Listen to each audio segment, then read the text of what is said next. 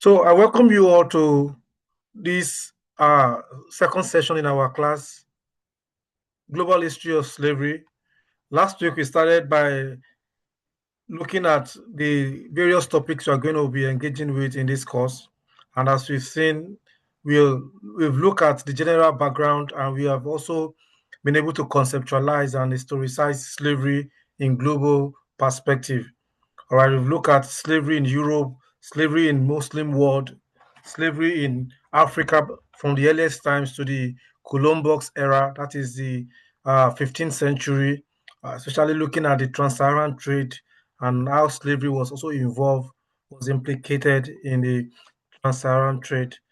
And so having done that, what we intended to do today is basically to look at Africa before the transatlantic slave trade. So, because one of the key issues that will resonate in our discussion, in our exams, this course is about the impact of transatlantic slave trade. Also, why we're also going to engage with the impact of the trans-Saharan trade, for instance, and all of that. We'll be looking at the impact of the transatlantic slave trade on the economy, on the polity, on the socio-economic systems in Africa. Some scholars have argued that Africa remains poor and underdeveloped as a result of the incorporation of Africa into the vortex of European pernicious uh, enterprise, which is the transatlantic slave trade. All right, so it is against this backdrop that it would be very, very imperative for us to start by looking at the nature or the development in Africa before the 15th century. So, because some scholars have been tempted to argue that Africa was not developed before the contact of the Europeans, that to what extent was Africa even organized, all right, before contact with the Europeans? To now begin to say that Africa require recompense or reparation for the atrocities committed by the Europeans from the 15th century. All right, so a careful way to start basically is to start looking at the nature or the structure of African society in the from the ancient time up to the era of the European encounter in the 15th century. So, a careful investigation of the social and economic system in Africa, right, will probably reveal that Africa had a number of indigenous institutions, right, which actually helped to achieve some level of inclusive development, stability, sufficiency before contact with the Europeans. All right. So can you see my slide?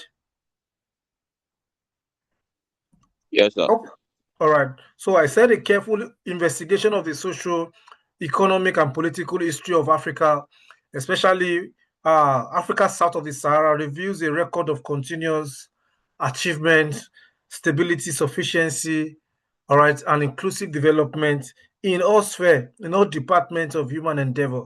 And by the first century, by the first millennium of the Christian era, for instance, a succession of organized societies had appeared in the central and the eastern Sudan, and they developed into veritable states. Some of these states, for instance, the Kanem and the Ghana, became very powerful, very influential, and prominent, while others in the process of formation, such as those of the Hausa, the Songhai, the Bini, and the Takro, were less extensive, right, in several regards. But this, that is not to say that some of these pre-colonial entities did not engender uh, peace and sustainability in a way that actually brought some kinds of inclusiveness, right? So Africans, as we're going to see, as even so you must have taken in some of the courses that you have taken, either by Dr. Oduobi, Biwagu, and all of that. Africa, we must have been taught that Africa had evolved various political systems, ranging from the extreme democracy of the stateless societies to the centralized form of governance of the kingdoms and empires, All right. Generally in sub-Saharan Africa, for instance, the area witnessed the birth and the growth of such prominent empires such as Ghana Empire, the Mali Empire, the Kanem, Songhai, the Bonu Empire, Oyo, Bini, among others in West Africa, which strive and also exemplify some kind of modernity at which Europeans, even at that period, could say they enjoy. So we'll look at some of these structure and how it shaped interactions among the people of Africa. There was the emergence also of the Low Babito Kingdom, for instance, of the Buyoro Kitara in East Africa. You have the Baluba in the Congo. You have in the Central Africa also. You have several other forms of political organization, and among the oldest homogeneous groups of the Sudan, right? The Kanuri people who occupied a special place. Of course, there are quite a number of pre-colonial entities that also uh, exemplify some of these development during the pre-colonial period. So some of them, even up to our prominent Oyo, Bini, Ife, right, and all of these were so prominent and sophisticated entities, which so the point we're trying to say is that there are many social formation. When I say social formations, I'm talking about societies, all right, where social organization and economic structure had actually paved way for rapid development. All right, the black farming people, for instance, had made tremendous impact several centuries before their interactions with the Europeans. So, for instance, the Lake Chad had a very, very sophisticated systems of irrigation, all right, around the Lake Chad, distributing themselves on both sides and engaging in different forms of agrarian activities and also reorganize their political structure. The Chadic languages, such as the Hausa, all right, settled in the west of the area that we know as the Teda Daza languages, and in particularly the Kanuri, the Kanem Bonu, the Zagawa. All of these were largely organized in established political landscape. In Western Sudan, for instance, the Empire of Ghana was built on a very broad ethnic base, and I believe some of you, you've all done, especially for the history major, you've all done courses by Dr. Oduobi, for instance, where you must have been taking courses about Ghana Empire and Mali Empire, Kanem Bonu Empire. You've seen the level of sophistication which some of these pre-colonial states probably commanded during the age of their development. So the Ghana Empire, like Mali, all of these had a very, very broad-based socio-political organization. All right, the kingdom which was located in the northern part, peopled by the Soninke people who were in contact with the white nomads of the Sahara, had developed. Of course, you must have heard about the wealth of, the enormity of gold embedded right in the soil of Ghana Empire, right? That according to D.P. Manis, his book, where he noted that even the dogs in Ghana were wearing gold clothes with golden collars. So this tells you about the wealth and organization. So the point is, West Africa had been quite wealthy before the advent of European in Africa. I would want to refer you to a very fascinating and intriguing inaugural lecture by Professor Yomi Akinyeye in our department. If you can see him, West Africa. The title of the inaugural lecture is "Clothing Orders Why Naked: West Africa and Geopolitics," where he demonstrated the the enormity of West Africa's riches and wealth, all right, and the level of development for encountering the Europeans. And this goes a long way for you to really understand what was the nature of African development before contact with the Europeans. So, generally, among Africans, there were links among various peoples through political contacts. Diplomatic relations also existed among contiguous states, but some of the states and empires also forged relations through expansionist policies leading to the conquest of neighboring communities, which I'm going to emphasize. So it was through these relations, for instance, that those captured perhaps were converted, were turned into slaves or in Africa before the 15th century. So, in the context of domestic slavery in Africa, you could say that even though the interactions between various people fostered or culminated in some form of uh, aggression or kind of institutionalization of slavery, all right, but the module operandi of this kind of slavery, as we're going to see, as you see in your readings, or which you're doing your book review and in the discussion, the modus vivendi of this trade enterprise differs, all right, degree and intensity from what the Europeans came to institute in the 15th century thereabout. But it is important to mention that each of these pre-colonial state entities were formidable enough to challenge any existential threat from within and outside. So the Sudan. So that means they also engage each other aggressively, all right, to exercise their supremacy, if you like. The famous scholar Demetrius has noted that the Sudanese found within themselves the political and social resources necessary to face the threat coming from the desert, even when the North African merchants and barbers were coming to West Africa, they also meant a highly sophisticated and formidable political and military architecture.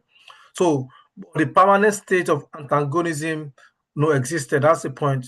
For powerful empires such as Ghana and all of that, especially at the height of its power. So 1 century later, you've seen later another powerful hegemons emerge to challenge the Ghana Empire, the Mali, all right, through the aids of the Almoravids, all right, and you saw how this actually ended the collapse of Ghana. So it shows that there's some form of political architecture, all right, and also it goes beyond that. It was also commercial, all right. The development of trade and commerce was also an important impetus in the expansion of the states, all right, and the development of their institutions. But territorial expansion was also usually motivated by desire to extort tributes in the event of military conquest and to also develop new trade relations. I hope you are following me. Are we still together, please? Yes, sir. Yes, sir. All right, Yes, so sir. am I too fast?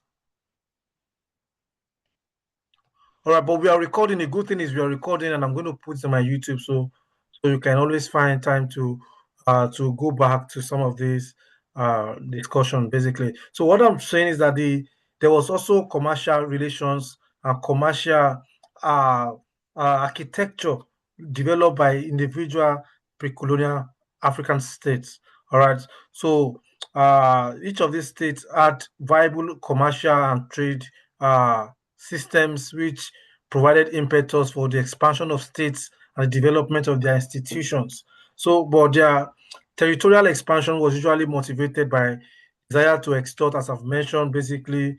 So, but economically, it was as a result, in terms of farming, it was usually as a result of the need to observe the environment, basically, uh, you know, to know what kind of systems are viable for maybe for instance agricultural cultivation or something and all the stuff. So the environment played a crucial and a very germane role in the economic development of colonial society. And most of these people develop economic or agricultural systems in tandem with the topography, with the ecology of their climatic condition, if you like that simple one. All right, so they evolve a stable system of food supply that was independent of any external sources before the coming of the Europeans. So this systems was only enriched, basically, was only enriched by external factors, such as, for instance, the roles of the North African traders who had been coming, all right, and they expanded, they played a pivotal role in they played a pivotal role in the expansion of the commercial architecture, all right, among the pre-colonial West African people. Sorry, don't mind this slide that is skipping. Right, so they exchange items, they traded also in slaves, right? And this was the avenue, as we noted last week, through which some African slaves found their way to uh, the the Arab world, and also, of course, through the instrumentality, proximity between countries like Morocco, like Egypt and Tunisia. Some of them found their way to Europe, places like Spain, like Italy, and all the stuff.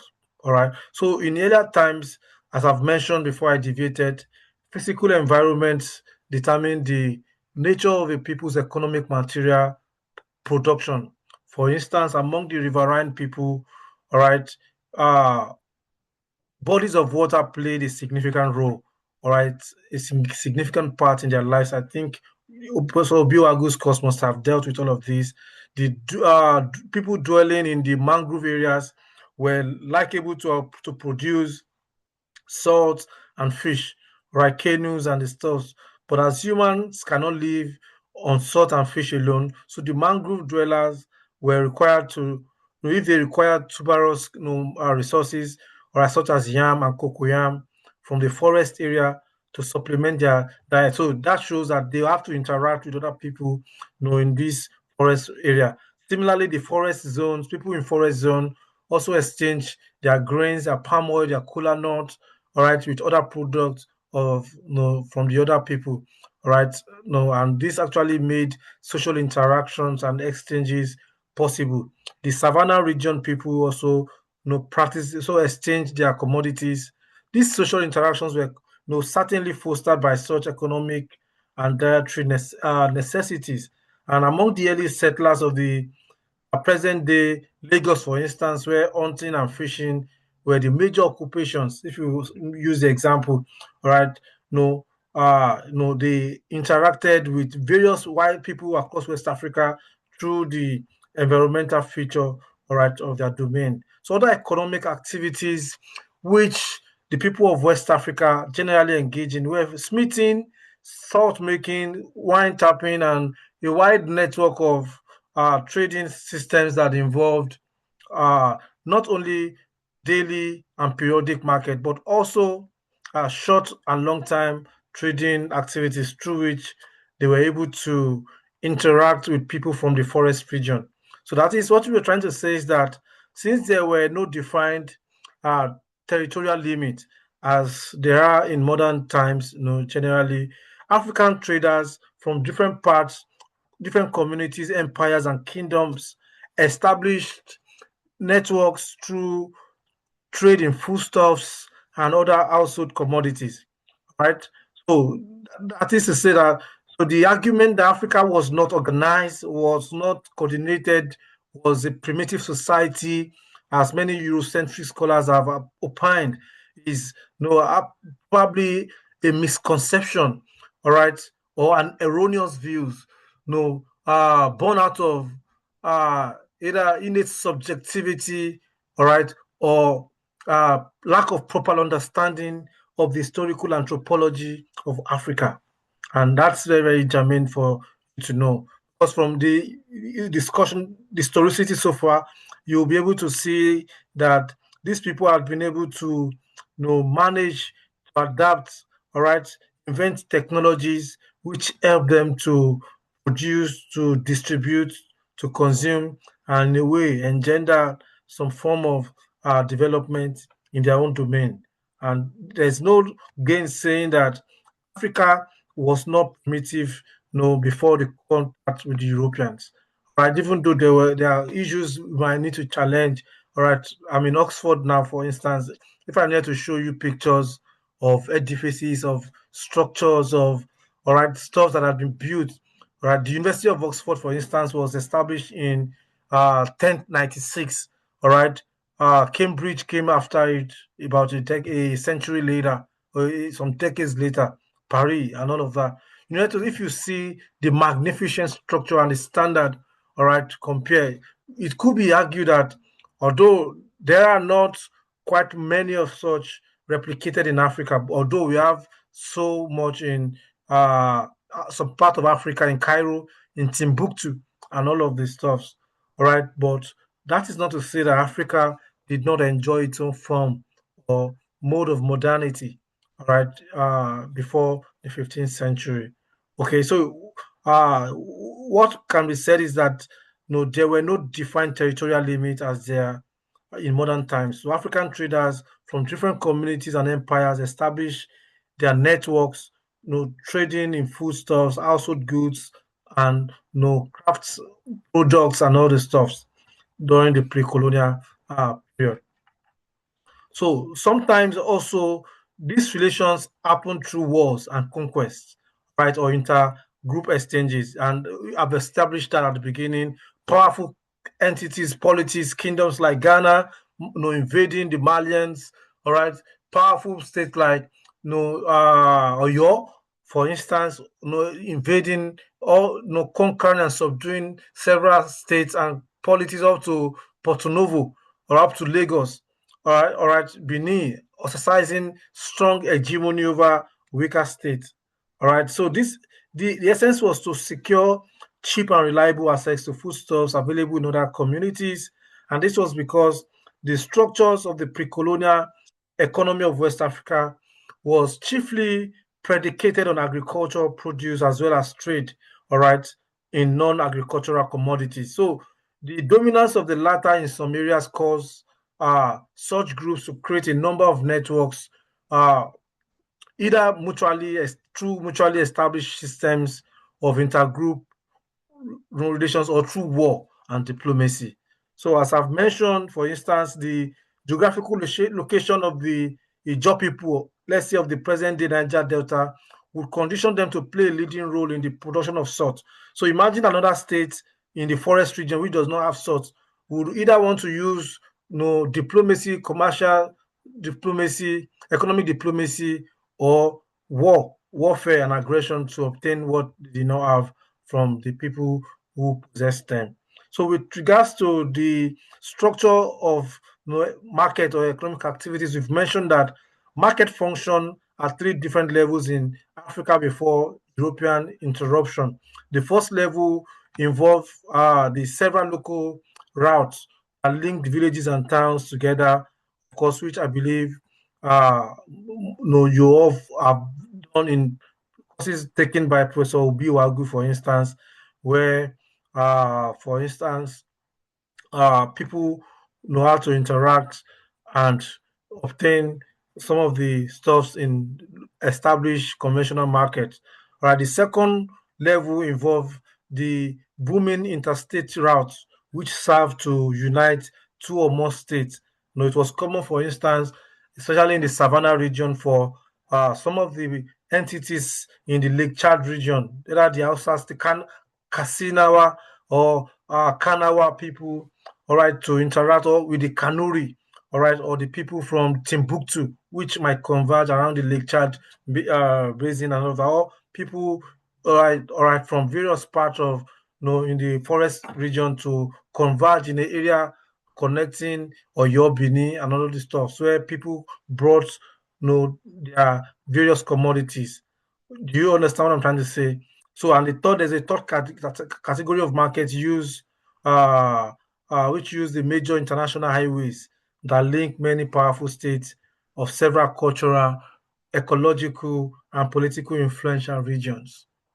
Okay, so for instance, in the Yoruba country, for instance, rivers such as the Ogun and Osun River provided easy routes to the coast of Lagos and Ondos, where people from the hinterland traveled and conducted commercial activities through the waterways. So Lagos highways also attracted, just as you have in Kumasi in Ghana, you have in Gambia, in Sierra Leone, right, among the Ashanti and all the stuff. The waterway, either through the transatlantic or local streams and villages, rivers, helped to propel commercial interaction and exchanges in a way that sustained the people. So Accra brought people, some of the people whose economy, for instance, were shaped by waterways. Of course, they included but not limited to people from Ilorin, Bida, in Zaria, in Kano. That's for Nigeria. No, Accra people in Ghana brought the rivers brought people from Kumasi, from Salaga, from Yendi to up to Timbuktu. All right, then Morovia. You have people from Musaradu in Kanaka. All right, in Jene, in Bamako. All right, in just our neighbor in Nigeria there. So in Senegal, you also found where traders converge to the present day St. Louis. All right, through the Bakel, the Kita, the Bamako, the Gogodagu, and Sokoto highways. And it was through this, indeed, through these routes that North African merchants also met with the different people of West Africa at their main trade centers, such as the Gao, Timbuktu, Jene, to exchange various commodities which uh, the Europeans will probably enjoy.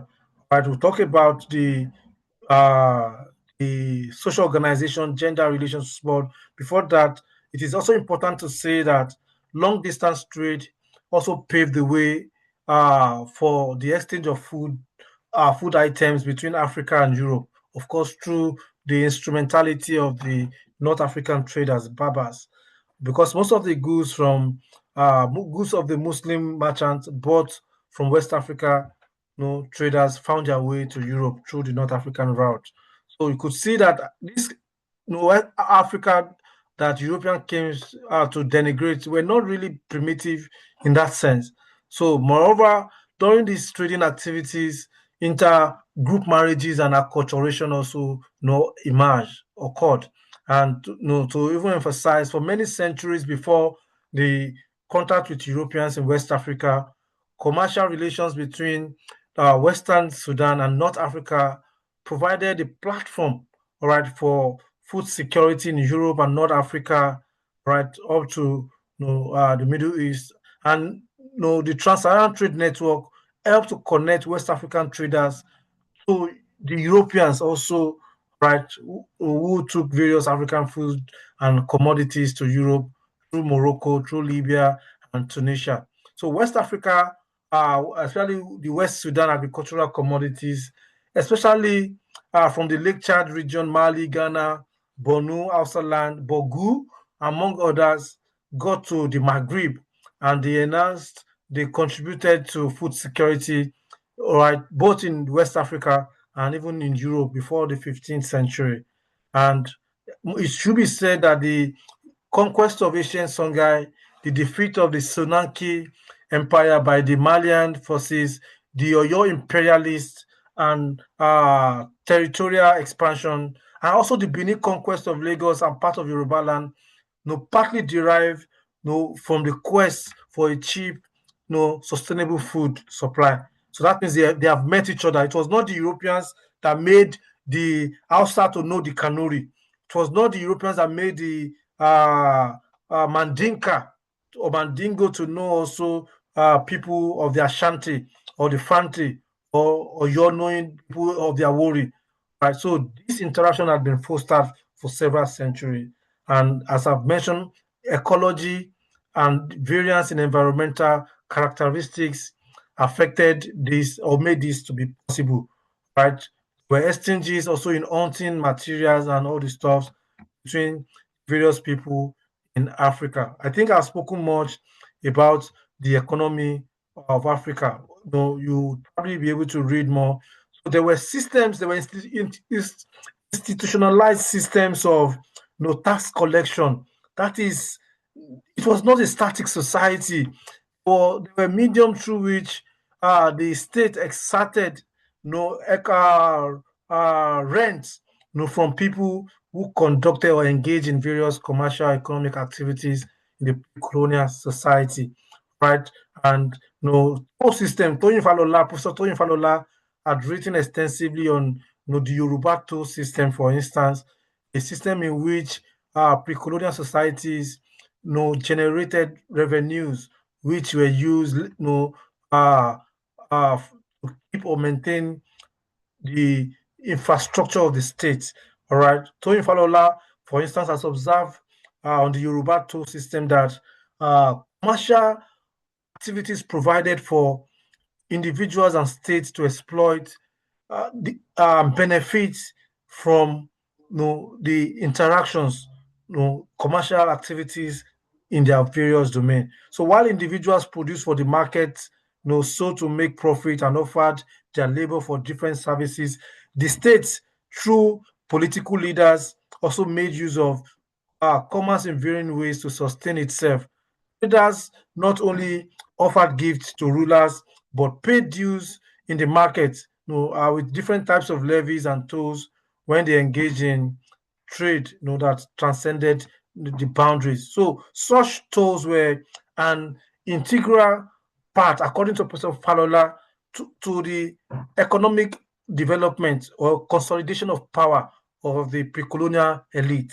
So they were a major source of revenues, together with taxation, levies, judicial fees, fines, and even debt penalties. So toll collection or tax was done using minimal coercion, and collectors hardly to need to use arms and force, as contrary to what you see right in various parts of contemporary Africa.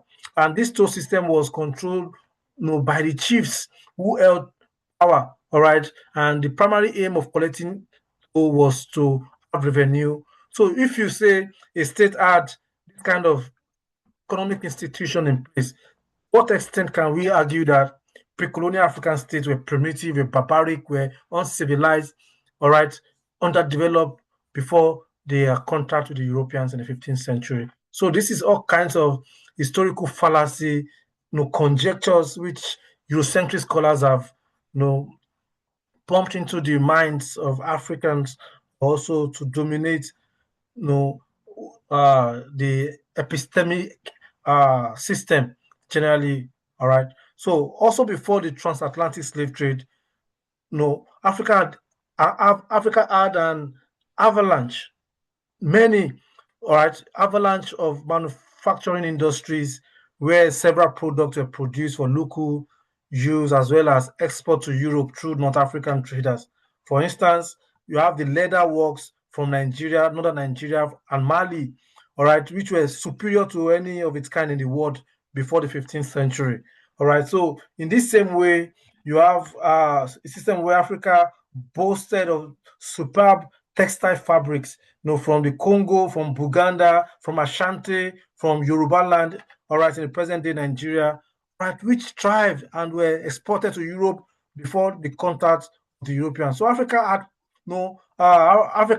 had a very viable copper industry, all right, in Katanga and Zambia, was a very vastly developed and superior copper production, which was more superior to European copper in the first century of the contact with the Europeans. And several other African societies also formed the nucleus of the continent's own factory system and craft, all right, organized into guilds, as mentioned, all right, earlier.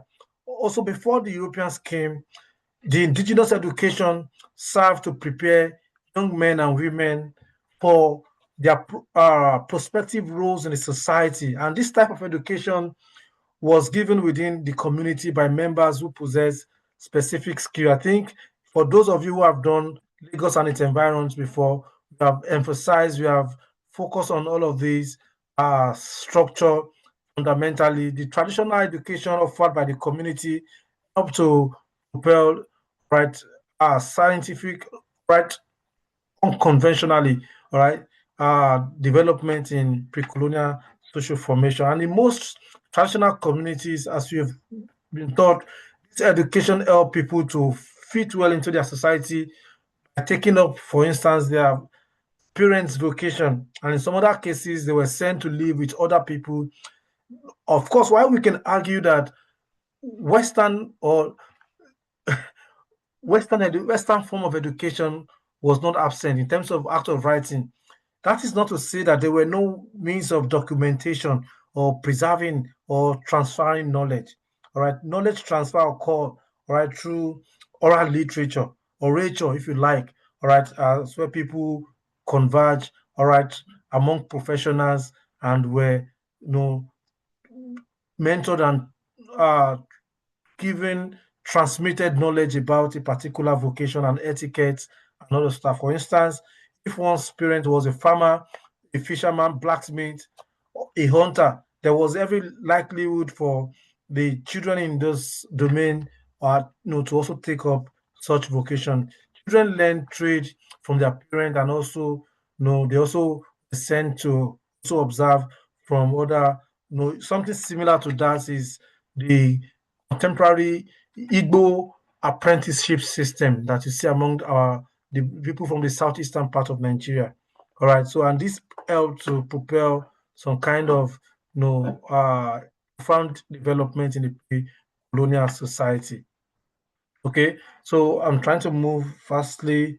Uh, I've mentioned how so the point is intellectual training for people consisted of sitting down quietly beside the elders at meeting, listening attentively, instructions, and all of this help to propel development.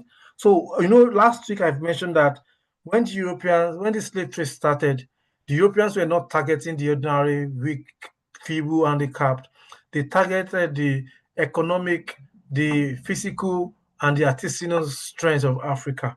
So these were people who had learned, who had embodied various skills and technologies, right, in their various vocations, and that should pioneer the development that Africa needed. When slave trade started, all of these people were carted away, right, and were whisked to Europe. So in the absence of writing, people depended on their power, on the power of their memory to retain, to transmit all they have learned, the ideas that they have garnered. All right. Even though that had its own. So socially, Africa also had a very, very well structured social organization. All right, families were organized, all right, into kinship system. All right, kinship system where people were affiliated by lineage, group or descent.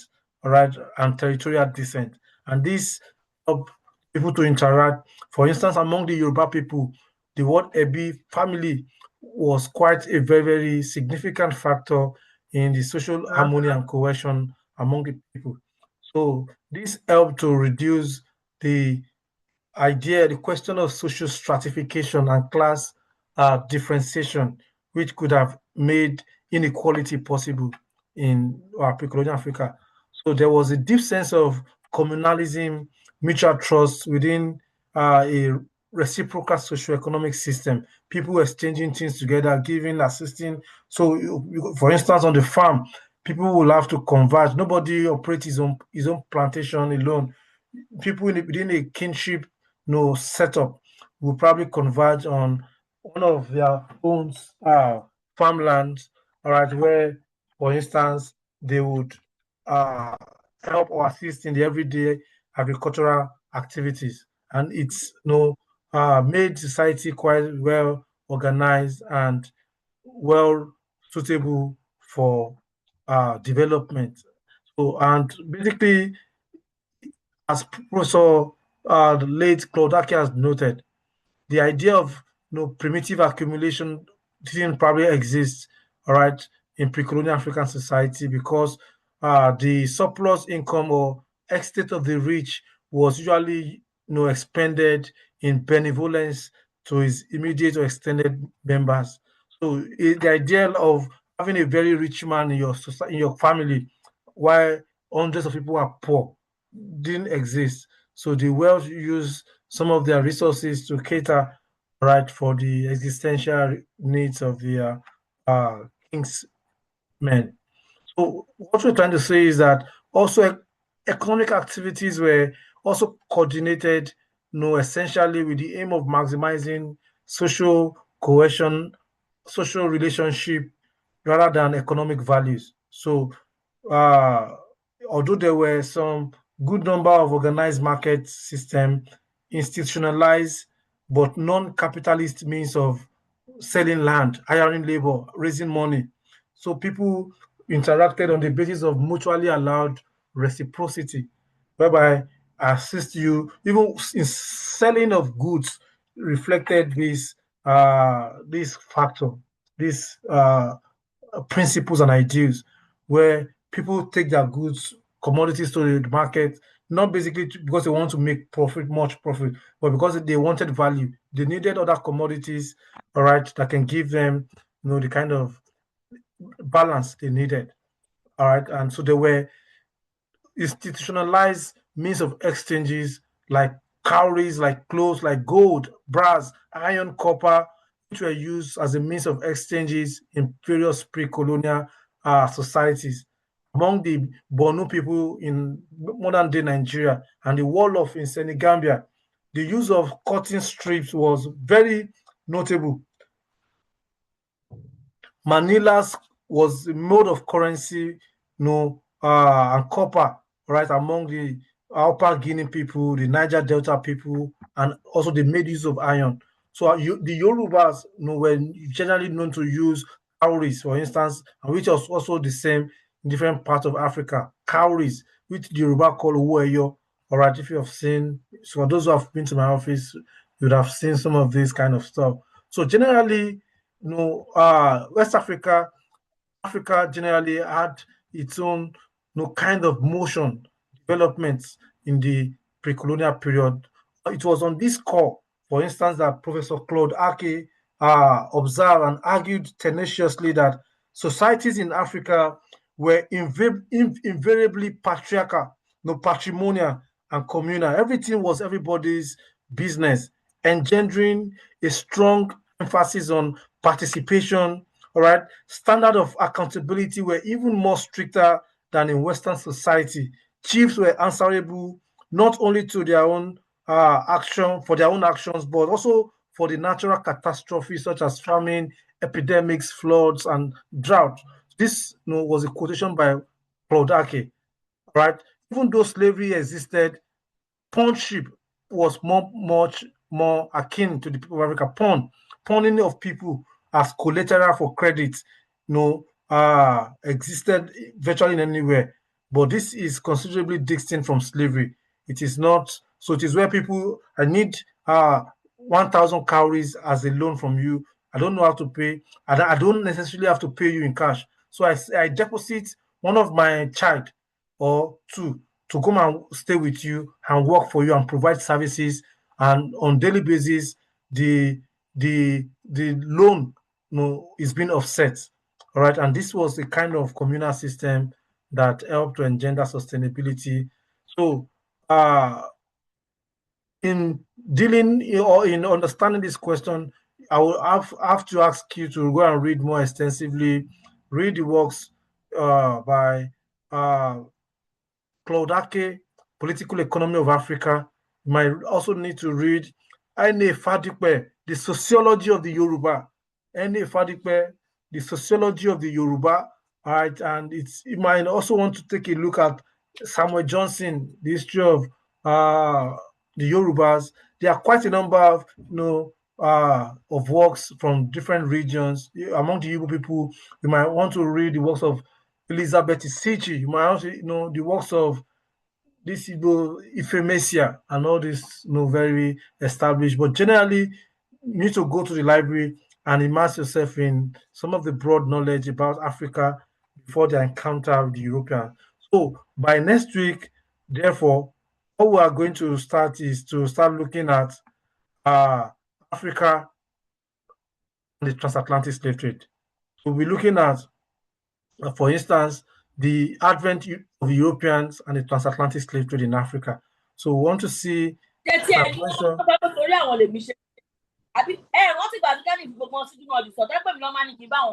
who is that?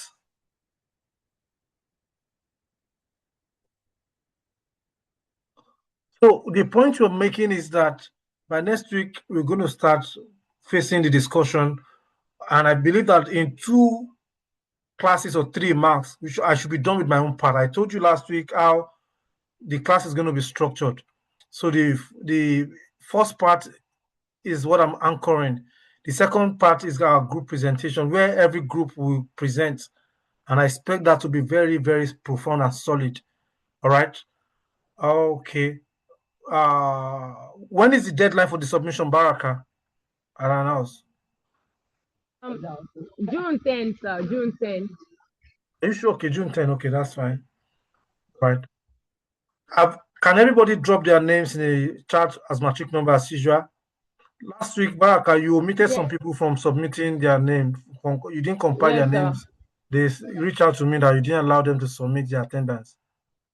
Let's try as much as possible uh, to exhibit empathy, inclusiveness, inclusion, and mutual understanding. Okay.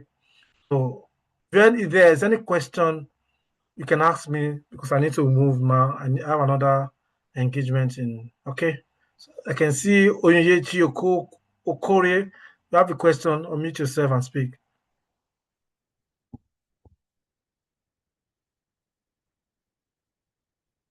All right, go ahead, Onyechi. No, sir. It was a mistake. Sorry. Okay, great. All right, any question, any observation? Hello?